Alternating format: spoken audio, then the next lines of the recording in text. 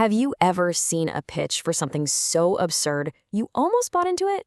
Well, today we're going to break down exactly how that works. We're looking at a masterful pitch for a product that solves a problem, well, a problem that doesn't really exist. And in doing so, we're going to uncover some seriously powerful secrets of persuasion.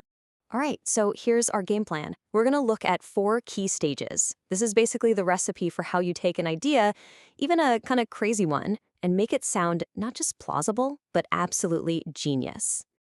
And these are the 4 steps right here. Create the problem, sell the vision, ground the dream, and then make the ask.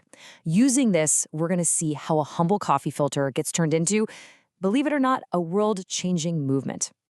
Okay, let's jump into section 1.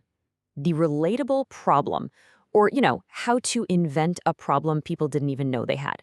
So picture this. This is how they get you. They paint a scene. You wake up, you need that coffee, but oh no, disaster, no coffee filters. What are you going to do? See what they did there? It's a tiny inconvenience, but they frame it like it's the end of the world. It creates this instant, but totally fake, urgency. And bam, right on cue, here comes the hero. The solution. And listen to the words they use. Revolutionary, daring. It's not just a filter, it's the forever filter. They're not just solving your disaster, they're changing the entire game. And this right here is the whole trick. It's called the manufactured problem. You take something small, blow it way out of proportion, and suddenly your solution doesn't just look nice to have, it feels essential. It's something you need. All right, now we're moving on to the next part.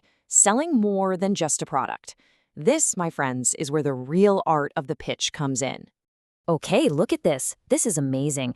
On the one hand, what is it? It's a piece of titanium mesh with some gold on it. That's the product. But on the other hand, what are they selling? A cleaner planet, less waste, more joy. They're literally selling you the idea of saving the world one cup at a time. It's a huge leap. And they don't even hide it. They come right out and say it. This isn't a pitch, it's a movement. We're not selling a product, we're creating a lifestyle. It's not about making coffee anymore, it's about who you are as a person. It's about your values. So clever. Okay, so you've got this big, inspiring vision, but you can't just run on feelings, right? You need to make it seem real. And that's where we get to our 3rd section, grounding the dream in data, or making the absurd seem plausible. So, how did they do it? First, they hit you with a giant number. Boom. $465 billion. That's the size of the global coffee market.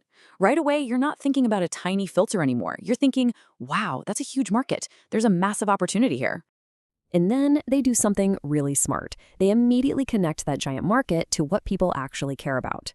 Turns out 78% of coffee drinkers are worried about the environment. So now you don't just have a big market. You have a big market that's actively looking for a solution like this. It's a perfect fit. And this is where they tie it all up in a neat little bow. They take the market data, that huge dollar amount, they take the consumer insight, people want sustainability and a bit of luxury, and they connect it directly to their solution, the forever filter. Suddenly, this quirky idea has a solid business case. It all seems to make perfect sense. Okay, so they've built the case, they've created a problem, offered a vision, and backed it up with data. But now for the most important part, the visionary call to action. This is all about shifting from the brain to the heart. Notice the words they use here. They're not just looking for investors. No. They're looking for investors and visionaries. It's a subtle but really important shift.